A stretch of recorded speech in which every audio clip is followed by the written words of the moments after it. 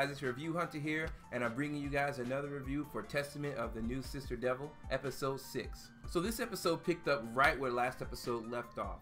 You have a date just like they started off in the last episode, but oddly enough, Mio-sama and Maria show up, and they kind of just like drop in on this date, and they kind of just change the whole thing. And I really thought that Yuki was separating Basara from Maria and Mio, because Maria and Mio are targeted by the Hero Clan. So I thought she was trying to provide an opportunity to remove Basara from Mio and Maria so that they can then go in and destroy them without Basara being put at risk. But it turns out that that wasn't the case, because Yuki steps up and then asks Mio to help her pick out a few outfits, which I thought every outfit they picked out was actually pretty. It was really cool. The episode goes on, and we meet these other characters from the Hero Clan. And Kurumi is Yuki's younger sister. She calls her One-san. And you know, if you watch enough anime, you understand that. And then there's this Takashi guy who's also another person from the Hero Clan who seems to be pretty important, the background character in this series so far.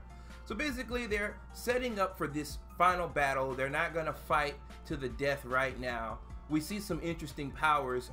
They all seem to be a bit stronger than Basara. They need time to set up a barrier so that they can then fight without completely destroying the city. So basically I think it's one of those warp time spaces where you have a barrier set up, and no matter what you destroy at the end of it all, everything's fixed and everything's come back to the way it was before, as far as like the environment goes. And I thought it was interesting that they tried to do a bit of training and strategy to try to prepare for this battle and this upcoming battle. And I think the way that this show really just brings in the heavy ecchi elements is where you have this succubus who tries to increase her power by just getting on Basara and just, you know what I'm talking about. Mio-sama saying, no, I'll do it. And he's just like massaging her, busting out her shirt, feeling on her boobs, and she's just like having like multiple orgasms all at once. And then at some point he just starts like drizzling honey on her chest, and she's like sucking on his fingers. It gets really X-rated. It gets really out of control here, people.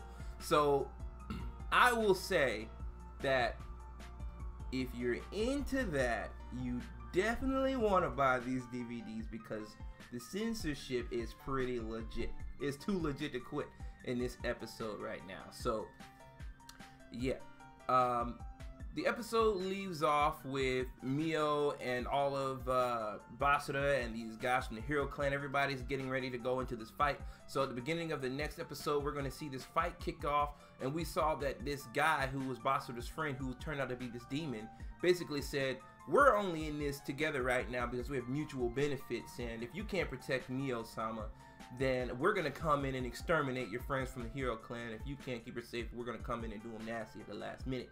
So I thought that was pretty interesting. So yeah, that's pretty much it for this episode. This is Review Hunter, signing out.